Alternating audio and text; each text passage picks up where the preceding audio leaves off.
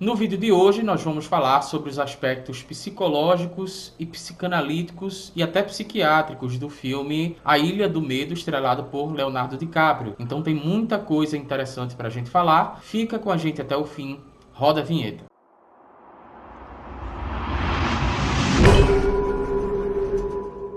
Olá pessoal, sejam bem-vindos a mais um vídeo do nosso canal Marisson Fraga. É um prazer imenso ter você por aqui. Eu queria já te convidar a se inscrever no nosso canal e ativar o sininho para que você receba as nossas próximas notificações, porque aqui nós temos vários quadros nesse canal e um dos quadros é justamente fazer essas avaliações psicológicas e psicanalíticas de filmes, né? Para você que quer entender mais sobre o funcionamento da mente humana e sobre as questões psicológicas, psicanalíticas, sobre questões emocionais e tudo que se refere a esse assunto. Então, ontem eu assisti o filme A Ilha do Medo e eu já tinha assistido esse filme há algum tempo atrás. A primeira coisa que eu queria ressaltar aqui é basicamente o seguinte: a Ilha do Medo, né, o nome em português, eu não considero necessariamente como um nome ideal, sabe, para falar sobre o filme, porque a impressão que me deu a princípio é que era um filme de suspense, né, um filme de terror, e na verdade é até um suspense ali, mas é um filme que fala muito sobre questões psicológicas, emocionais, né,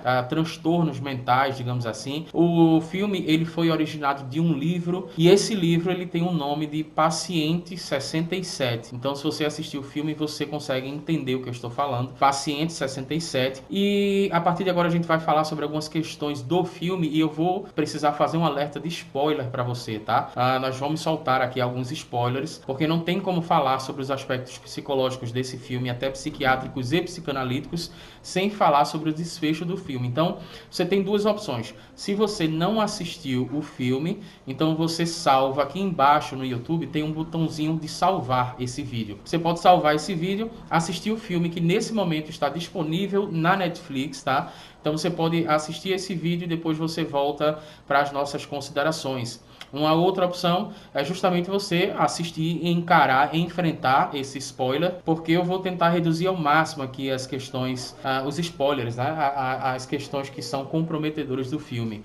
Vai ser muito difícil, mas enfim, o filme não vai deixar de ser interessante para você. Inclusive, quando eu assisti esse filme pela primeira vez achando que era um suspense, eu gostei do filme. E agora nós recebemos uma solicitação aqui no canal para falar sobre esse filme. Eu fui assistir novamente e eu achei o filme tão interessante quanto da outra vez, porque agora eu enxerguei o filme com uma ótica bastante emocional, né?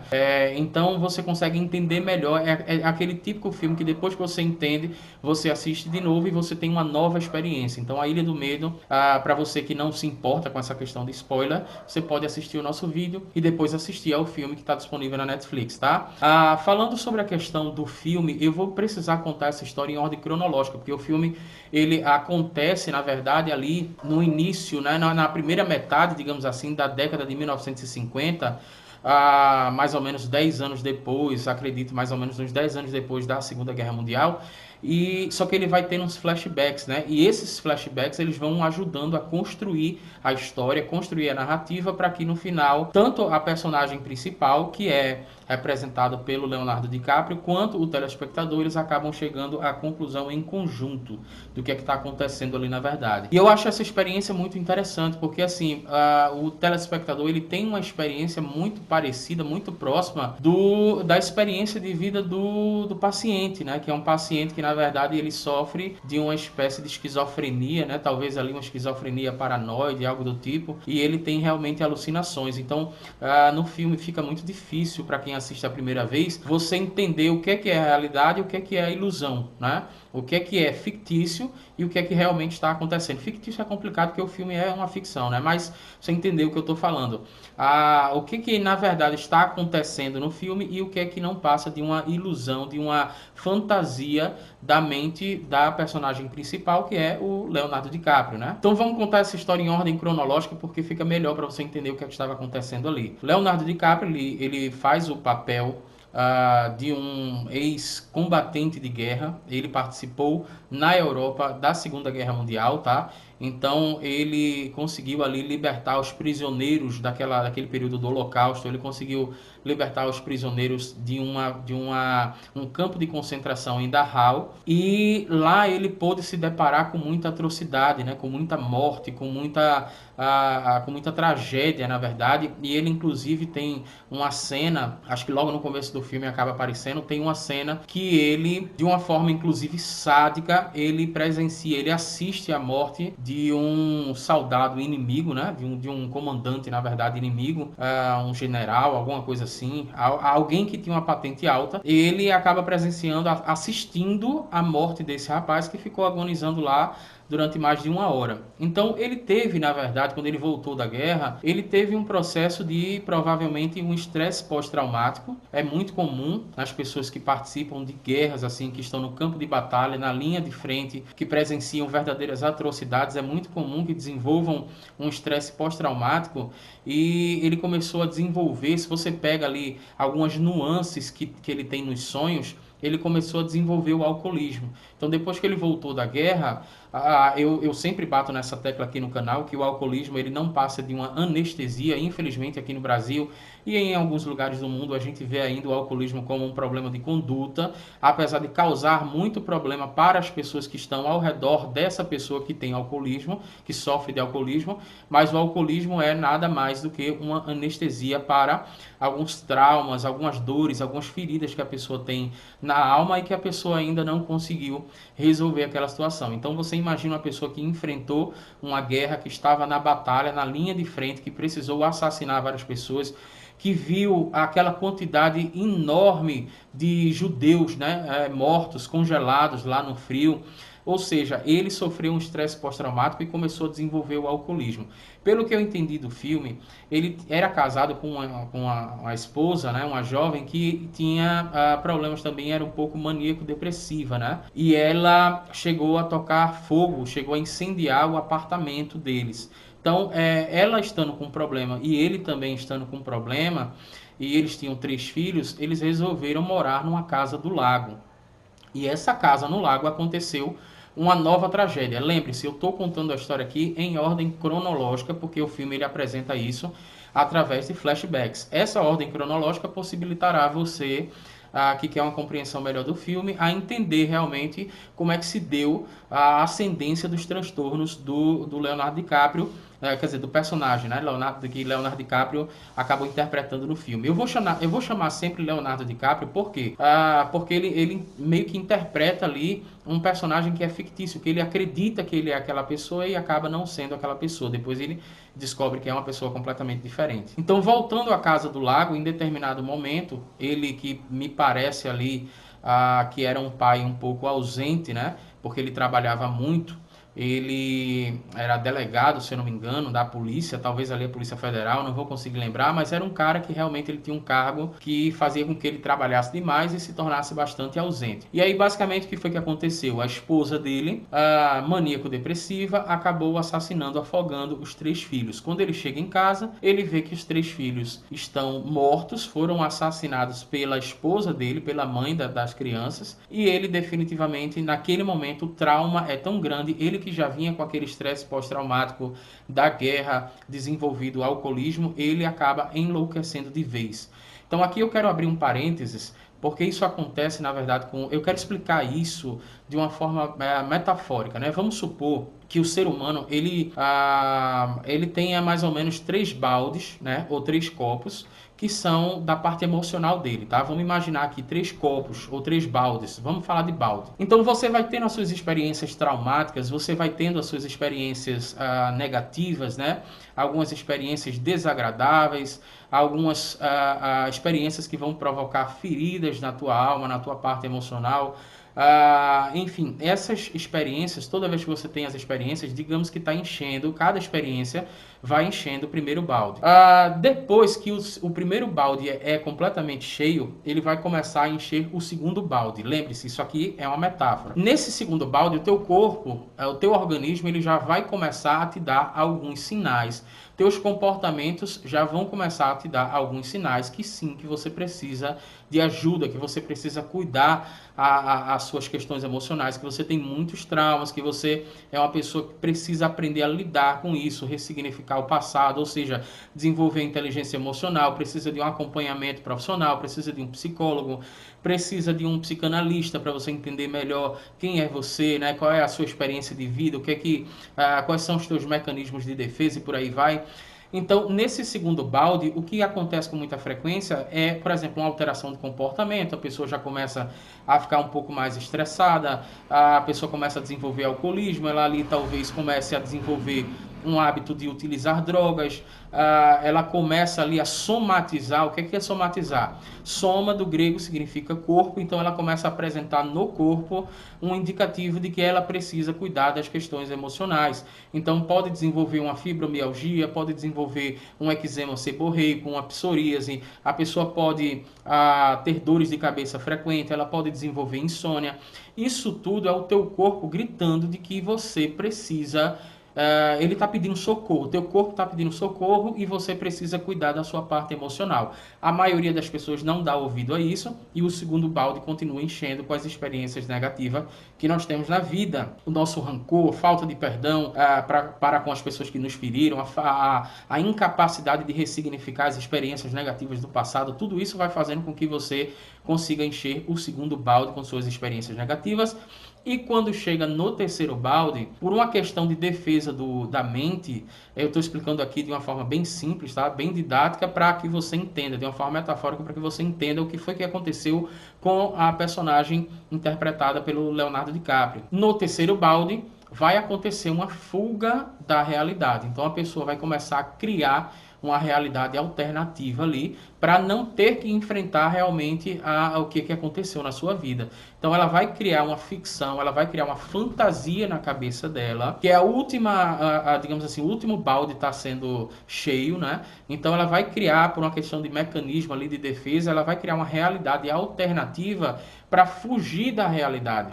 Ela vai criar uma realidade alternativa, na verdade ela vai criar uma fantasia para que ela não tenha definitivamente que enfrentar a realidade, o que aconteceu na vida dela. E foi isso que basicamente aconteceu com o Leonardo DiCaprio. Ele acabou desenvolvendo ali provavelmente uma esquizofrenia. O filme não deixa muito claro qual era o transtorno mental dele, mas já que ele tinha essas alucinações, já que ele tinha alguns sintomas, por exemplo, até de crise persecutória, enfim, ele começou a desenvolver uma fantasia na cabeça dele. E o que é que aconteceu ali? Vamos lá, a psiquiatria, ela passou por uma evolução muito grande nos últimos anos, mas durante algum tempo, os loucos, as pessoas que tinham transtorno mental, elas eram tratadas através de uma intervenção cirúrgica, para colocar de uma forma bem suave, que é conhecida como lobotomia. Então era retirada uma parte do cérebro dessa pessoa, e isso acabava alterando o comportamento dessa pessoa que era o transtornado mental. E essa alteração de comportamentos eles consideravam talvez ali não como uma cura, por exemplo, mas pelo menos como uma redução de danos, né? Uma pessoa que estava extremamente agressiva, estava muito difícil de ser controlada. Depois desse processo de lobotomia, a pessoa acabava ficando um pouco mais calma. Então nós tivemos aí algumas atrocidades que aconteceram nesse período, inclusive dizem as más línguas, né, ventilam notícias de que algumas lobotomias inclusive foram feitas sem anestesia, e era verdadeiramente a única forma que se tinha ali naquele momento de tratar os pacientes psiquiátricos. O que acontece depois é que a ciência vai avançando e depois foi introduzida a farmacologia, que é a utilização de remédios, né, para justamente conter aí os sintomas, tentar reduzir os delírios, né, dos pacientes e tal. O Leonardo DiCaprio, nesse período, ele está sem utilizar remédio. E por isso ele tem muita tontura, por isso ele tem enjoo, porque na verdade é como se fosse uma abstinência ali, né? Quando você utiliza, por exemplo, medicamentos psiquiátricos, o médico tem que fazer basicamente o seguinte: ele tem que fazer o desmame, ele tem que começar a reduzir as dosagens gradativamente para que o paciente não tenha efeitos colaterais. Então, ali o que é que aconteceu naquele filme? Aconteceu uma tentativa de uma abordagem psiquiátrica mais humanizada. Tá? Para não ter que fazer a lobotomia, ele era um paciente que era extremamente violento, ele era muito inteligente, e por ser justamente violento, né, ele não queria ele não queria que as pessoas chamassem ele pelo nome dele. Por quê? Porque se chamassem pelo nome dele, ele lembraria da história dele real, e ele construiu uma fantasia justamente para não ter que enfrentar a história de vida dele. Então ele se torna um paciente extremamente agressivo, e ali acontece o seguinte: é a última cartada do médico, a última cartada do psiquiatra. Ele sugere uma tentativa, pela última vez, de recuperar, de tentar trazer a personagem do Leonardo DiCaprio para a realidade, para que ele consiga de fato enfrentar o que aconteceu na vida dele e aí iniciar um processo mais humanizado. Se essa abordagem não conseguisse ter eficiência, ele iria basicamente passar pelo processo de lobotomia, e aí, enfim, era o pior tratamento, digamos assim, que uma pessoa, um paciente psiquiátrico poderia ter, né? Então essa abordagem psiquiátrica mais humanizada consistia basicamente em quê? Eles elaboraram ali uma espécie de psicodrama. Então vamos encenar tudo isso que ele está propondo, né? Que seria hipoteticamente a vida dele, que nada mais era do que a fantasia. Vamos todos encenar essa fantasia que ele está querendo enxergar como se fosse a realidade. E a gente vai implementando alguns gatilhos mentais. Você vê que no filme todo acontece a tentativa, a implantação de gatilhos mentais, inclusive logo na primeira cena, quando eles estão num navio, né, num barco, tentando chegar na ilha lá, quando eles estão caminhando para a ilha. O parceiro dele, que depois você descobre que é um médico, o parceiro dele, o delegado, ele pergunta sobre a questão da esposa dele. Então, durante todo momento, alguém sempre vai citar alguma coisa, porque é uma tentativa, na verdade, de implementar durante a conversa alguns gatilhos mentais que pudessem fazer com que ele realmente caísse em si e enxergasse a realidade como ela era. O filme fala sobre alguns termos, inclusive, muito utilizados na psicanálise, né? Numa conversa que ele tem com o doutor, ele vai falar sobre... o doutor fala sobre o mecanismo de defesa, vai dizer que os mecanismos de defesa dele são muito bons, né? Então, talvez ali ele estivesse referindo à questão, por exemplo, da negação, né? O mecanismo de defesa da negação, que é justamente você negar a realidade, talvez por causa da ironia da personagem do Leonardo DiCaprio, ele utilizava-se sempre de uma ironia, às vezes até de um humor negro. Talvez o médico estivesse considerando ali um mecanismo de defesa que seria ali a sublimação, pode ser. Então, o filme é pesado em não deixar essas questões muito claras para o público em geral, mas a compreensão que a gente está trazendo aqui justamente vai ajudar você a entender o filme. É por isso que eu falei logo no início, mesmo que você já tenha assistido esse filme, se você está vendo esse vídeo, você pode assistir o filme de novo, que ele não vai deixar de ser interessante. E um ponto curioso aqui que a gente pode ressaltar é que é o seguinte: a única pessoa que fala a verdade no meio do filme é um diálogo que aconteceu com outro paciente. Eu vou deixar a foto aqui na tela que está aparecendo agora. Nesse diálogo, esse outro paciente, ele fala definitivamente a verdade. Ele diz para o Leonardo DiCaprio o que é que está acontecendo naquele momento ali. Então esse diálogo é o diálogo, ironicamente, é um diálogo que ele tem com um outro paciente psiquiátrico, mas é um diálogo que retrata definitivamente a realidade. E eu não sei se o roteirista, o diretor, eles quiseram, na verdade, deixar uma pista para que você chegasse à conclusão antes do final do filme. Eu sei que o Leonardo DiCaprio, em determinado momento, já próximo do final do filme, ele tem uma conversa com uma suposta médica, que na verdade não existiu aquela médica, era fruto da imaginação dele, e essa médica fala alguma coisa do tipo assim, eu não lembro exatamente o que ela falou, mas ela fala basicamente assim: esse é o grande problema, porque quando uma pessoa é diagnosticada como paciente psiquiátrico, essa pessoa, o que ela falar a partir de agora vai ser visto como loucura, vai ser visto como um mecanismo de defesa. Então, o Leonardo DiCaprio acabou não dando credibilidade para a única pessoa que, de fato, alertou ele sobre o que estava acontecendo, porque essa pessoa era um paciente psiquiátrico e, naquele momento, ele não se via como um paciente psiquiátrico. E para fechar essa história toda, eu achei o final do filme muito brilhante, porque é o seguinte: ele deixa margem para discussão.